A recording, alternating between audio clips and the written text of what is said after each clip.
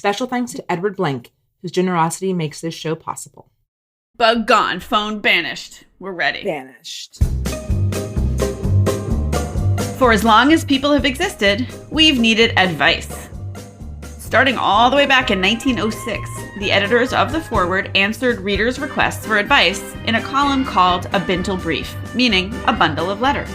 Hi, I'm Gina Green, and when I'm not getting into good trouble or chasing after my 4 kids, I like to cook, write, and obliterate my opponents at Scrabble and Bananagrams. I'm Lynn Harris. I love hot sauce, snow, and attempting to live up to my mother's incredibly high standard. And now we're bringing the Bintel into a new era.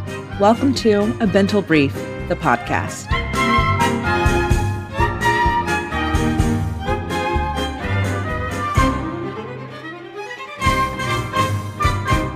Today, we're going to answer a question that hits close to home for many of us.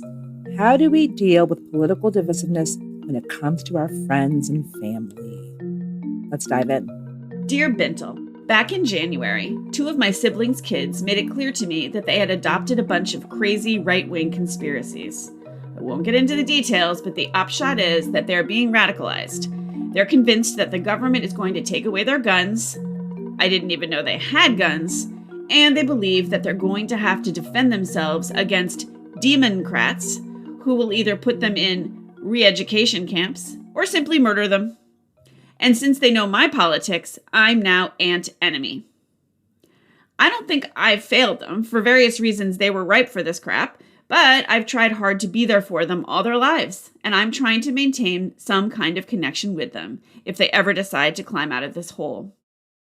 But in the meantime, I'm agonizing over whether to say something to their parents. These aren't kids. They're legal adults who can make their own bad decisions, so it's not like there's anything their parents can do. If I say something, I'm not sure whether it would be worse to realize that my sibling and sibling-in-law don't know their kids have gone down this path, or that they do know and don't care, or worse, approve of it. If I don't say anything, I'm worried that they might even be a danger to someone, including their parents. I'm not sure what my responsibility is here.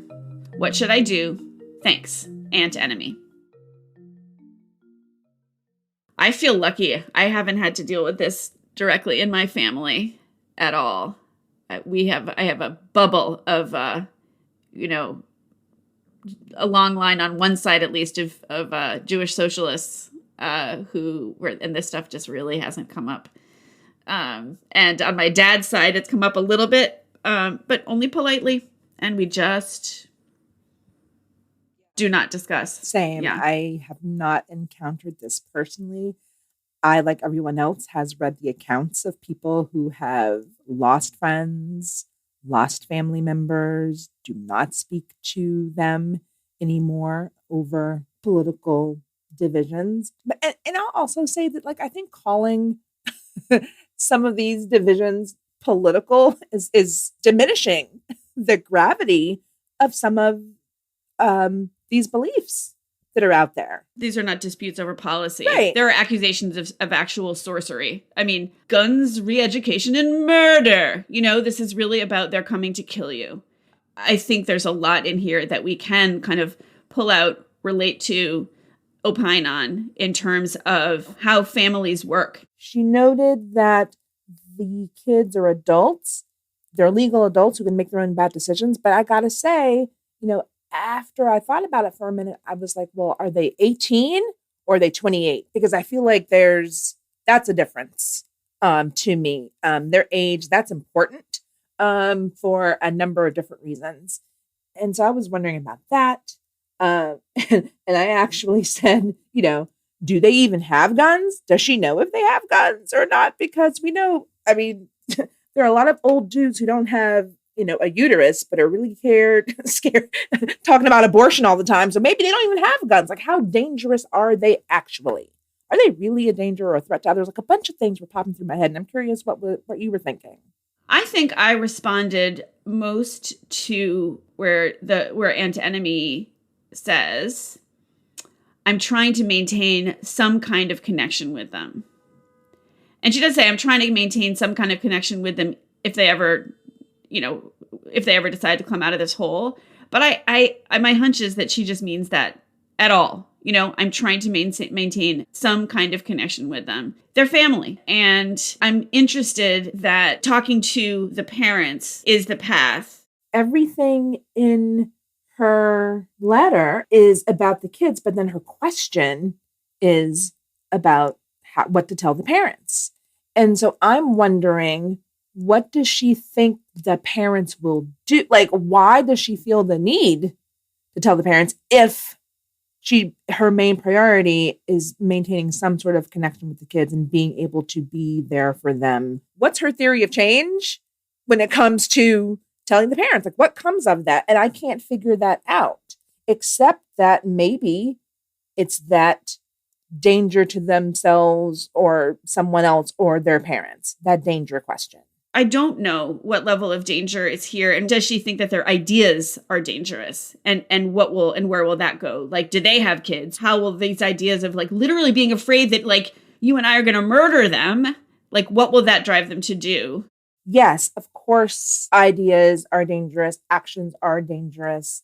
And I think that there's a question for Enemy Aunt. What is the nature of their current relationship? That's a question that I have. So based on, looking at that second sentence in the letter, I don't think that failed them. For various reasons, they were ripe for this crap. But I've tried hard to be there for them all their lives. So like, does she feel like she has any agency anymore? Is that why she needs the parents? Does she want the parents to intervene? And like, what does she want from either of the adults, or I guess I should say the older adults? Well, that's where I think it gets broader than the, rather, juicy specifics about re-education camps and murder and, for all we know, pedophile rings and pizza parlors and all that stuff. My hunch is that the primal urge that she's dealing with is trying to find some path of openness and connection in her family. Right. Going back to that question around ideas versus actions, right? She's concerned about the ideas, but has to couch it in action, right? Like, what are they going to do because of what they think? The piece that I was thinking about is, how is it that she doesn't already know if the parents know or not? So it's back in January. So we got a timeline. It's January. So I guess January, February, March, April, May. Not a long time. So it's been going on for a few months. She's going to go to the parents and say, hey, listen, not sure if you're aware of what's going on, but here's what I know. And then she also says she's afraid, that what if her siblings are okay with this behavior, and now it's that entire wing of the family that's adopted these conspiracies, or that they don't even know. She's asking what should she do, which is really, do I say something or do I not? She wants to and kind of should, but we can talk about what's her mind frame going in, what's her expectation of what she'll get out of it, and how can she sort of optimize the conversation. I think that's a starting point, that not doing anything doesn't do anything. Not doing anything doesn't do anything. I agree that I feel like she, in some ways, already knows what she wants to do. And in terms of like, what should she do, getting down to the specifics of what she says, I mean, just the facts, ma'am. What else do you say? I think one hopes that by saying, your children have adopted right-wing conspiracies and think that QAnon is a real deal thing, wouldn't that be all that you do? I don't know. I don't think so. It's really not about being a mandated reporter. No parent wants to hear that there's something they're not aware of. I think she needs to go in and talk about how it's how whatever this it is affecting her. I just think there's a world in which she says, look, there's something on my mind. It involves your kiddos. It's on my mind. They're involved in this stuff. And we all know like this, it's not really subjective as to whether their beliefs are challenging or offensive. But in any case, in these sort of lines of thinking and these worldviews, and it has come between them and me. And I'm not asking you to do anything about it necessarily. My interest here is opening this conversation. There's a decision tree model here, right? Which is Enemy Aunt goes to her siblings and says, hey, your kids are up to X, Y, and Z. And then she has to find out, A, do they know? Yes or no? Yes. Are you okay with it? Are you not okay with it? And if they're like, oh yeah, we agree with them, that's a different conversation than if they don't. Then it becomes not just about the kids, and she's got a different can of worms that got opened up there.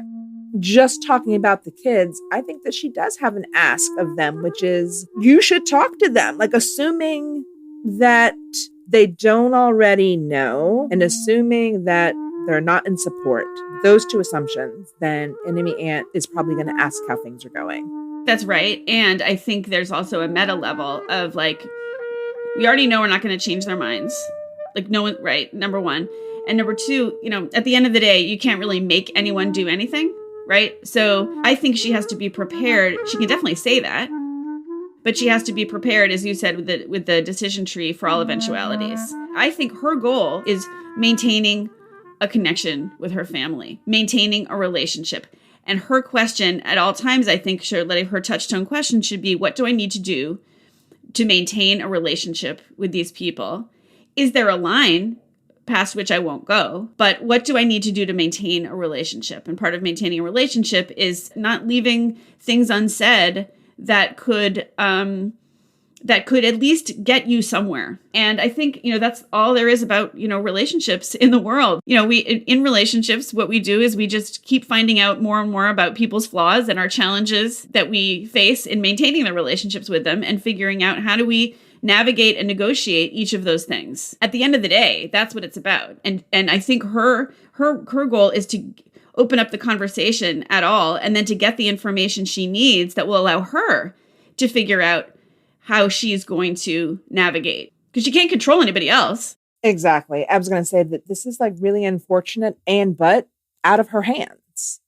Like she can't actually do much more than bring it to the parents' attention.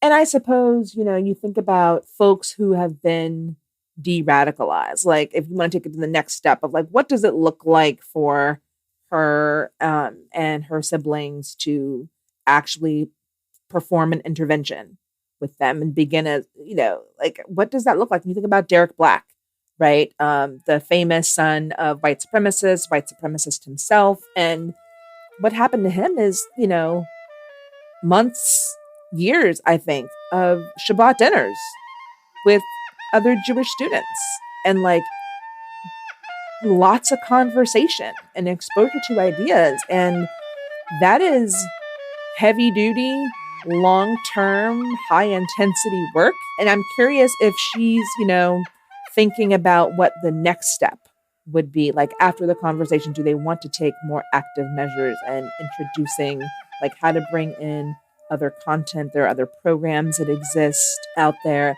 And, I think a lot about the group Life After Hate, which works directly with de-radicalizing people and welcoming them back into the fold of regular life away from extremist hate groups. There's a conversation to be had about what will be the next step after the conversation. And do they want to take active measures to try and change their minds? It's not going to be up to enemy aunt or her brother and sister, right? To actually do it, I think. It's going to take outside help and intervention and support. But do they want it? Is that something she wants to consider? So like if she's able to be okay with it, it sounds like they're okay with not interacting or engaging because she's now the enemy. Which can I just say, I keep going back to this. It's like, since they know my politics, I'm now aunt enemy. Since they know her politics, do they not know their parents' politics? Like there's just something about this scenario that's like, I think she's legit concerned that her siblings might be in this mix too, and that it might very well be bigger than just the kids. In this day and age, after 5 years of He Who Shall Not Be Named and his ascendancy, like I'm just, the more I'm sitting with this and we're having this conversation, it might end up being that she's got a full family intervention. It still all comes around to really just going into a conversation, I think, with her sibling with curiosity and compassion, which I know this is like hardcore stuff, but I really think that has to be the mindset, curiosity and compassion, and the goal being to be in relationship up to and including discomfort, but also having to find for herself, what is the point at which I cannot do this? And are there additional things over and beyond this conversation that I am willing to do either for or with my family in order to address this, solve the problem, break the cycle, what have you?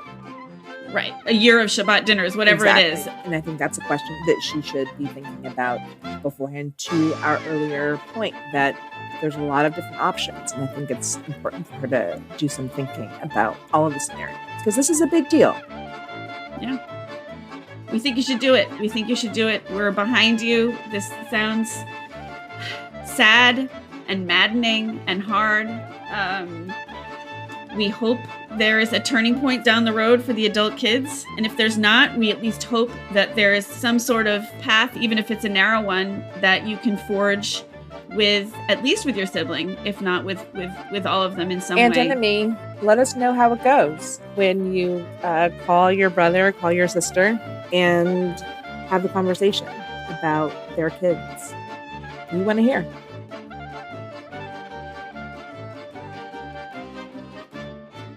So as we said, this podcast grows out of a century-old advice column that started when the Forward was a Yiddish daily newspaper. To get some additional wisdom for Aunt Enemy, let's turn to the archives.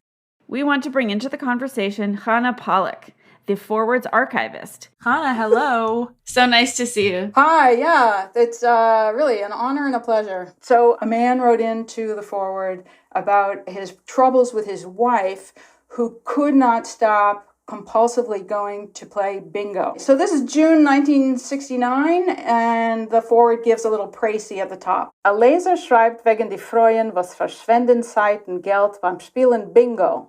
Sein Freu ist gewesen einer von den Bingo-Spieler. Hat aber mit Geduld und mit Takt gefunden ein Mittel, wie sie abzuzug gewinnen von dem Spiel.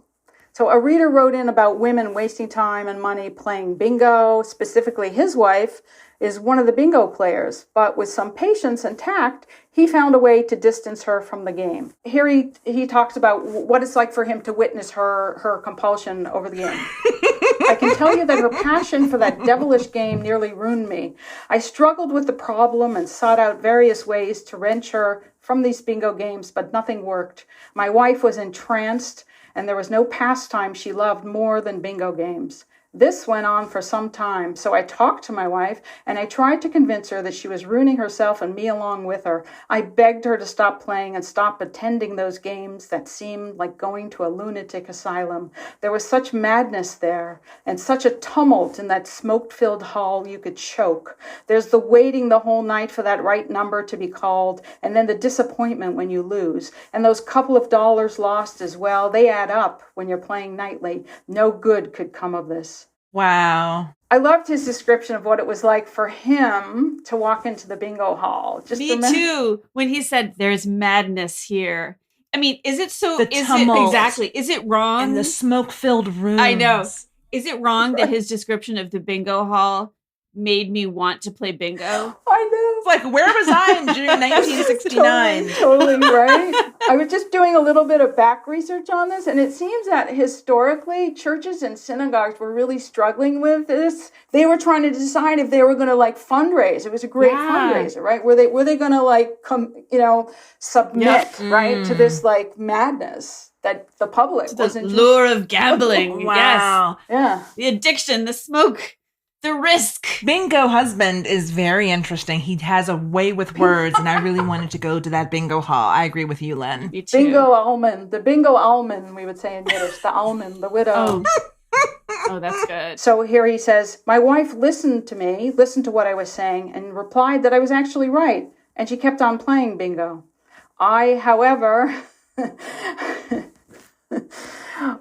However, in time, I came up with a plan. So this is how he described it. This is what I did.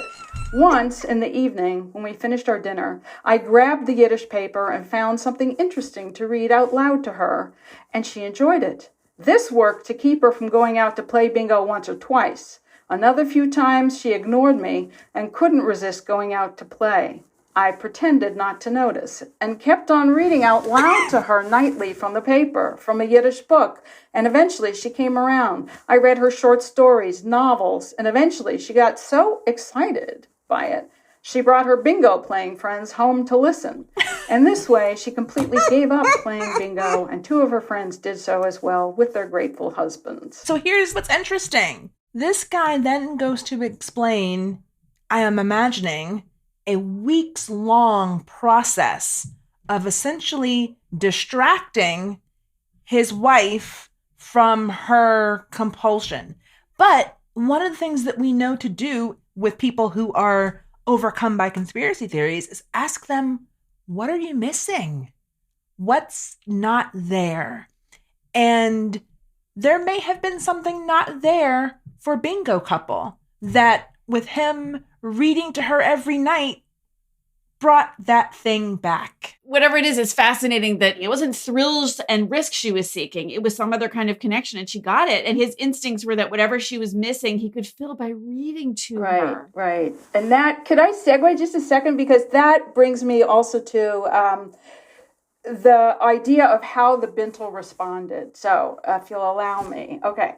We've received quite a few calls about this letter from our reader with complaints about his wife who wastes time and money playing bingo. From these calls, one can see that he's not the only one with this problem, right? So, right? This is like a community problem. Yep. Plenty of men complain about their wives who've turned a community bingo game practically into a gambling casino. It is in part the men's fault their wives are so taken by the bingo games. They've quickly let on how this resembles a gambling addiction. That's how far it's gone. We think the men can and must do something about it with patience and tact. You can show there's a way to lose the influence of this habit on the women, and we doubt there's a man out there who isn't a bit jealous of how you found that way to excite your wife with a more pleasant and better way to use your free time. Let's hope other folks will follow your example, get their wives out of the habit of wasting so much time playing bingo, and those as well who are the card-playing fanatics. So there's like this notion of free time and what Bingo Wife was doing in the 10 hours of her day before she went out to bingo time. We don't know. And what was so bad about Bingo Wife going out for a few hours? So there's a little bit of what were the expectations of women, what was proper, what was okay that I'm thinking about in that time too, which makes it a little bit different from our enemy ants question. However, the bigger question, what we do with each other, for each other, with our time. The connection I found with enemy ant and stuff was that idea, like that picture from the last couple of paragraphs for me, the Bintel response, is like you imagine their living room, you imagine he's just kind of there, like the family member, right? You're there and you want to connect, but that other person is distracted by a million different things, right? They're in their addiction or their belief system or their religious practice, right? Like, how do you be of service in that moment? How do we connect when it's so uncomfortable for so many different reasons, whether it's political or, religious, ideological, So enemy ant might say, hey kids, do you want to watch Supernatural reruns with me? Or something like, I don't know, whatever would be attractive to the younger set. My son is addicted to Supernatural. I don't think he'll mind me sharing that with the world. He makes it pretty clear. Gina, it sounds like what you're suggesting is what makes that letter really beautiful, that they could carve out a safe space, let's call it, that really is just distinct from and separate from the stuff that they, are not going to agree on. And consistency. He did it every night. There was that consistency, that commitment, that dedication to making that space, that safe space for them to be something different with each other than they were being. One that, occurred in 1969 in, bingo halls and kitchens, and one that continues to occur today, on Facebook and in family dinners. I'm losing control of the metaphor. I'm just going to warn you right now. The metaphor is skidding off the mountain road, which is also a metaphor. That's a metaphor for your metaphor, Lynn. Okay, I'm just going to stop. What I mean is, bring it back. What I mean is, I even love the idea of the families around a table and the bingo there on the table. And what are we going to do about the bingo being on the table?